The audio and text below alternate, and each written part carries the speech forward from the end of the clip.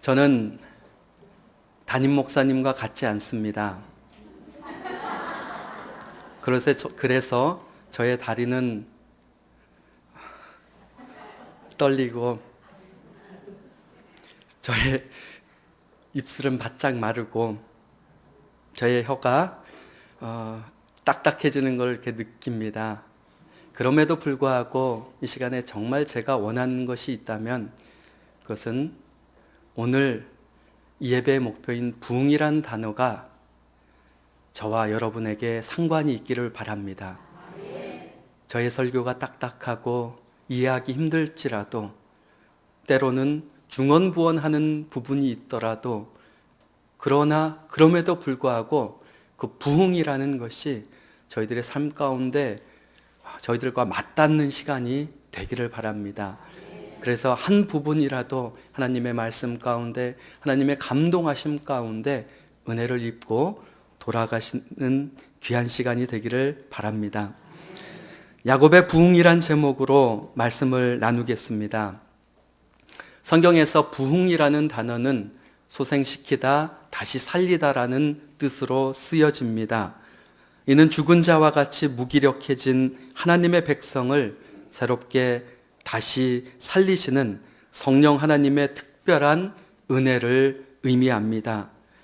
오늘 이 예배 가운데 성삼위 하나님의 그 특별하신 은혜, 그 특별하신 은총이 저희들 각 사람 심령 가운데 충만히 임하셔서 우리를 정결케 하시고 우리를 새롭게 하여 주시기를 간절히 바랍니다. 우리는 주위에서 부흥에 대한 이야기를 많이 듣습니다. 개인이나 공동체 또는 큰 집회에서 영적인 체험들과 현상들의 이야기를 들으면서 나도 경험해 봤으면, 나도 그런 체험을 해봤으면, 그래서 그런 체험을 통해서 하나님의 살아계심을 강력하게 느껴봤으면 좀 더 선명하고 구체적으로 하나님과의 만남 가운데 있었으면 좋겠다, 부러움을 가지기도 합니다. 그러나 우리가 기억해야 할 것은 그러한 체험과 현상들은 성경에서 전하고자 하는 부흥의 핵심이 아니라는 사실입니다.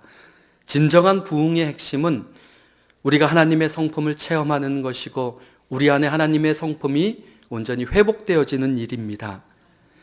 하나님께서는 하나님의 백성들이 하나님의 법을 떠나 그릇된 길로 갔을 때 언제나 사용하시는 두 가지 방법이 있습니다. 하나는 징계와 심판이며 또 다른 하나는 바로 부흥인 것입니다. 하나님의 심판을 통하여서 어미하신 하나님의 그 메시지를 통하여 하나님을 두려워하는 마음을 가지게 됩니다. 그래서 우리로 하여금 다시 신앙의 자리로 돌아오게 합니다. 또 한편 하나님께서는 부흥을 주셔서 내가 양손에 잔뜩 움켜쥐고 있는 이것이 정말 하나님께서 원하시는 것인지를 다시 살피고 반성하게 합니다. 하나님과의 뜻과 반대되는 길로 내가 얼마나 멀리 떠나왔는지, 얼마나 오랫동안 다른 길로 내딛었는지 보게 하시고 정결함과 하나님의 긴밀한 관계 가운데 열망을 주십니다. 그래서 돌아갈 수 있게 합니다. 그래서 다시 일어설 수 있게 합니다. 오늘 본문에 등장하는 야곱의 기사는 우리에게 부흥의 중요한 깨달음을 우리에게 주고 있습니다. 첫 번째는 하나님이 주시는 부흥 이전에는 영적 침체가 있다라는 것입니다. 많은 기독교 역사 가운데 공통적인 것은 위대한 영적 부흥과 영적 각성이 있기 전에 항상 교회에 절망적인 부패와 그리스도의 타락이 있었다라는 것입니다. 성경 속에서도 하나님께 붙들려 불같이 쓰임을 받았던 부흥의 도구들이 있습니다. 모세가 그랬고 사무엘이 그랬고 엘리야와 느헤미야가 그랬습니다. 그러나 그들이 살았던 시대도 동일하게 이스라엘 민족이 절망스러울 정도로 타락한 상황이었습니다. 오늘 야곱의 상황도 다르지 않습니다. 야곱이 베델에서 하나님을 개인적으로 경험했을 때 야곱이 하나님께 드렸던 세 가지 약속이 있습니다. 첫째는 내가 가는 길에서 저를 지켜주십시오. 둘째는 먹을 양식과 입을 옷을 주십시오. 세 번째는 내가 안전하게 아버지 집으로 갈 수 있게 해주십시오. 하나님께서 야곱의 이 세 가지 조건을 모두 들어주셨을까요? 신실하신 사랑의 하나님께서 세 가지의 모든 조건들을 넘치게 채워주셨습니다. 그래서 야곱의 고백이 이렇습니다. 나는 주께서 주의 종에게 베푸신 모든 은총과 모든 진실하심을 조금도 감당할 수 없으나 내가 내 지팡이만 가지고 이 요단강을 건넜더니 지금은 두 때나 이루었나이다. 야곱이 만족해하며 하나님은 저에게 풍성히 채워주셨습니다 고백합니다. 이제는 야곱이 하나님께 약속했던 것을 한번 보기를 원합니다. 역시 세 가지입니다. 만약 하나님께서 저의 세 가지 조건을 들어주신다면 첫 번째, 여호와가 내 하나님이 되실 것입니다. 두 번째, 이 돌들이 하나님의 집이 될 것입니다. 마지막, 하나님께서 나에게 주신 모든 것에서 10분의 1을 반드시 하나님께 드리겠습니다. 여러분, 이 약속들이 하나님 앞에서 어떻게 신실하게 지켜졌는지 궁금하시지 않으십니까? 첫 번째 약속입니다. 여호와가 내 하나님이 되실 것이다. 야곱이 한 첫 번째 약속입니다. 그러나 그 약속은 지켜지지 않았습니다. 그것을 어떻게 알 수 있느냐? 바로 34장 디나 강강 사건을 통해서 우리가 알 수 있습니다. 그 일들을 접하고 야곱의 아들들이 그 일을 처리하는 방법을 우리가 보고 알 수 있습니다. 선택된 백성들에게 주신 표인 할례를 신앙 고백도 없는 이방인들에게 행하게 했습니다. 그래서 거룩한 하나님의 의식을 욕되게 했습니다. 세겜 사람들과 약속을 어기고 성중의 남자들을 다 죽였습니다. 재물을 약탈했고 심지어 그들의 자녀와 아내까지 약탈했습니다. 차마 하나님의 백성으로서는 할 수 없는 그러한 만행을 저질렀던 것입니다. 여러분 보시기에 이것이 여호와가 내 하나님이 되십니다 라는 고백 아래 그 하나님의 법을 따르며 그 하나님의 신앙 가운데 신실하게 자란 그런 자녀들이 할 수 있는 일이라고 생각되십니까? 그렇지 않습니다.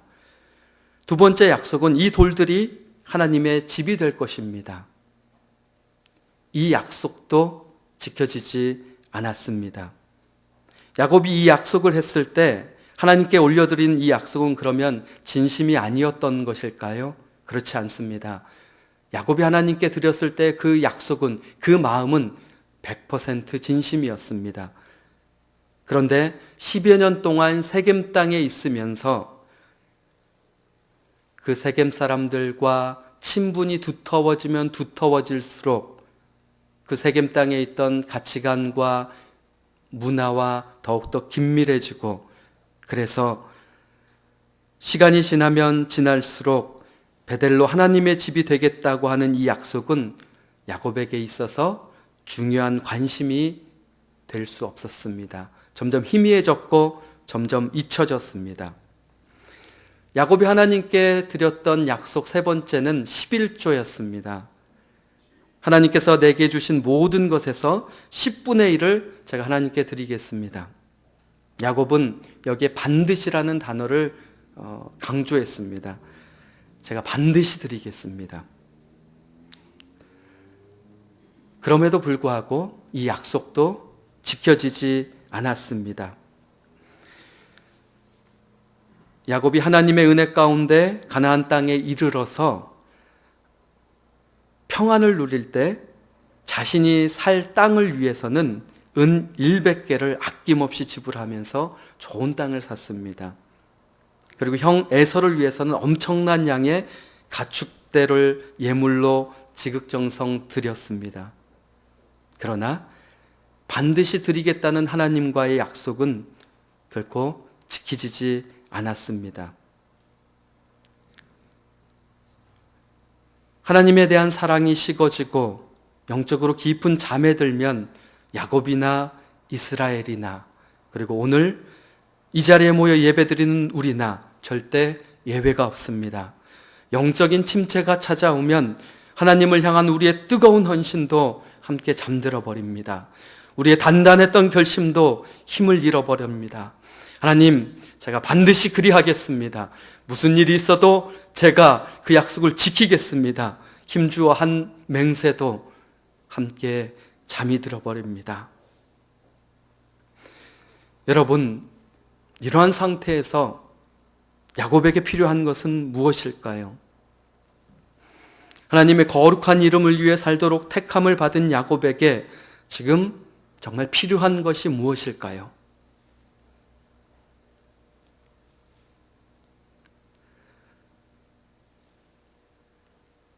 여러분에게 묻겠습니다. 그럼 여러분에게는 지금 필요한 것이 무엇일까요? 이 땅에 하나님의 영광을 드러내고 그분의 거룩한 이름을 위해 살기 위해 부름받은 우리가 지금 필요한 것은 무엇일까요? 그것은 잠들어 있는 우리를 깨우는 하나님의 부흥의 손길입니다. 건조하고 강팍한 우리의 마음을 흠뻑 적시는 부흥의 소낙비입니다. 두 번째는 본문에서 우리에게 주시는 하나님의 교훈은 부흥은 언제나 말씀과 함께 시작된다는 것입니다. 하나님께서 말씀하십니다. 일어나 베델로 올라가서 단을 쌓으라. 영적인 위기 가운데 하나님께서 야곱에게 하신 명령입니다. 단을 쌓으라. 다른 말로 표현해 보겠습니다. 야곱아, 이제는 내 앞에 서거라.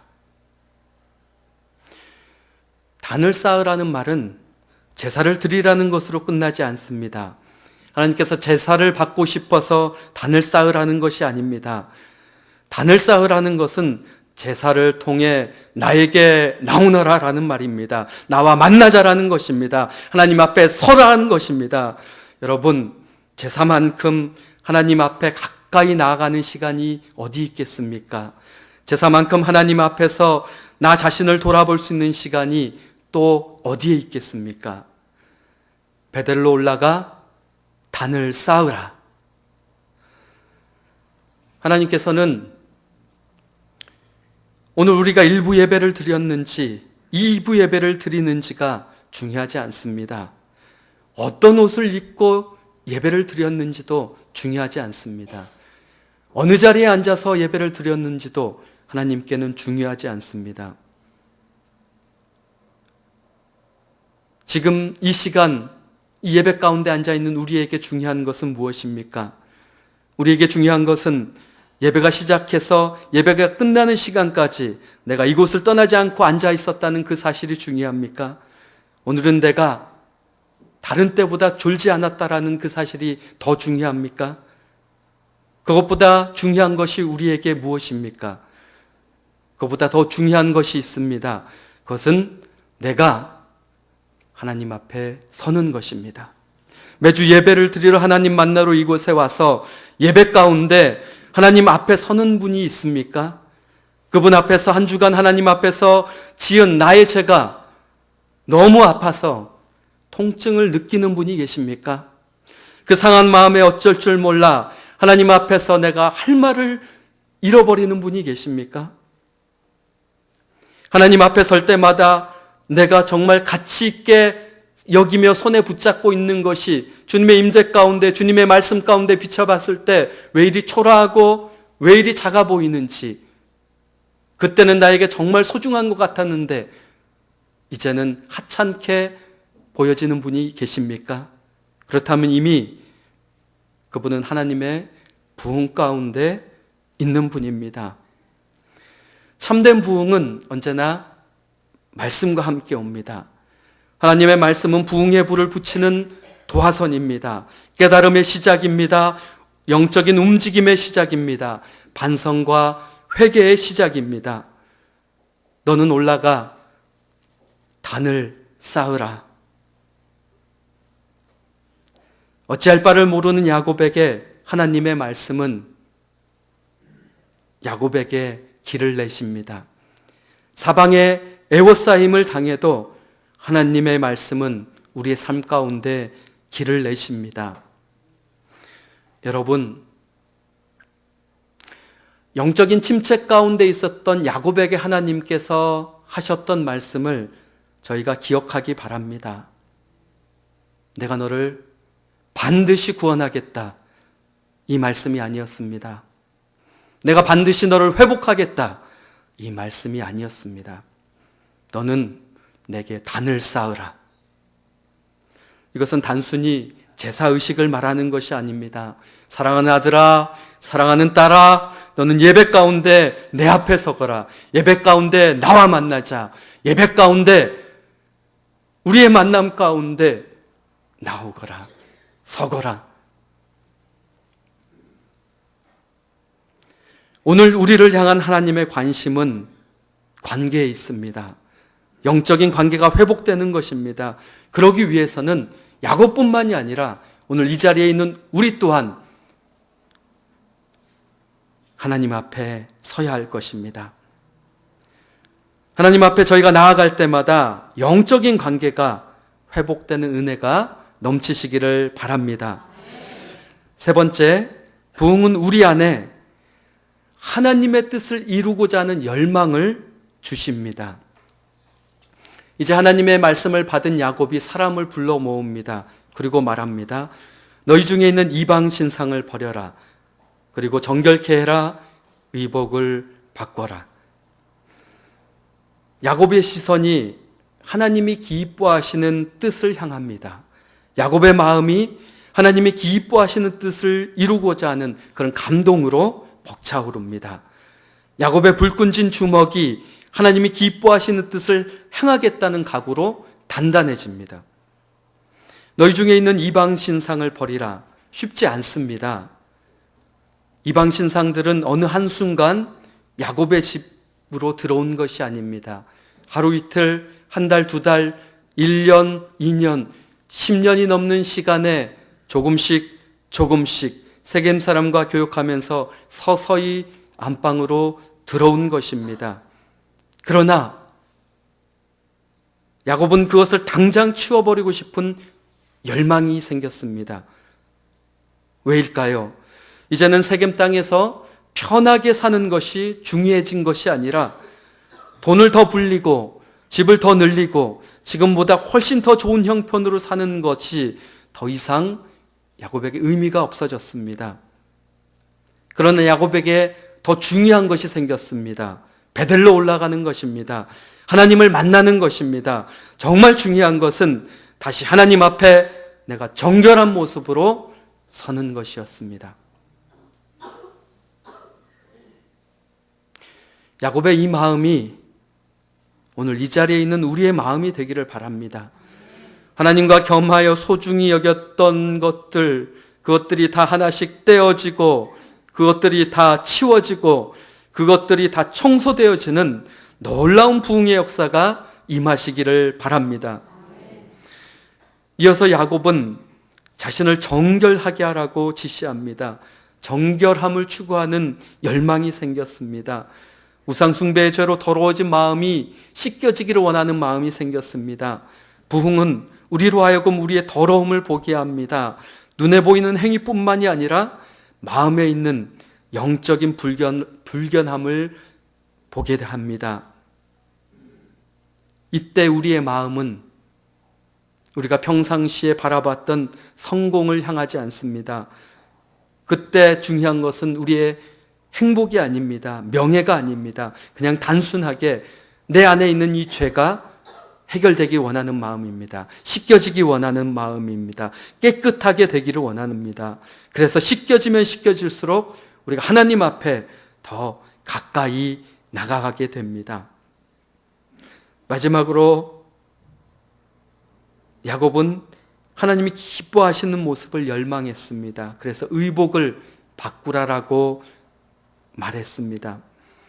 베들로 가기 전에 의복을 바꿔 입는 것을 명령했습니다.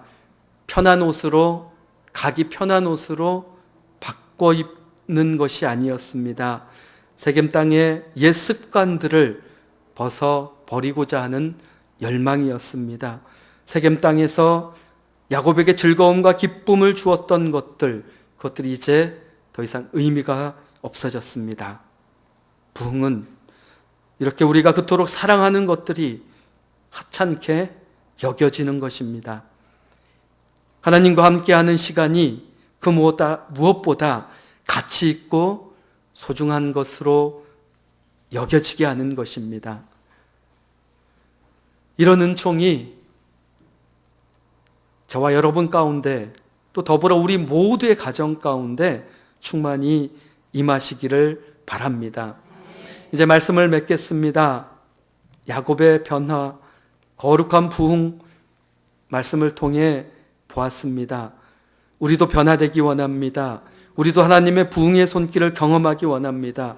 말씀을 통해 우리 영적인 침체 뒤에 부어주실 그 하나님의 놀라운 부흥을 저희가 기대하고 사모하기 바랍니다. 말씀과 함께 시작되는 그 부흥으로 인해 하나님의 뜻이 우리의 삶 가운데 온전히 이루어지기를 간절히 열망하시기를 바랍니다. 오늘 말씀 속에 야곱의 부흥이 우리의 부흥이 되며 야곱의 가정의 부흥이 우리 가정의 부흥이 되기를 예수님의 이름으로 축복합니다. 기도하겠습니다. 사랑의 하나님 감사합니다.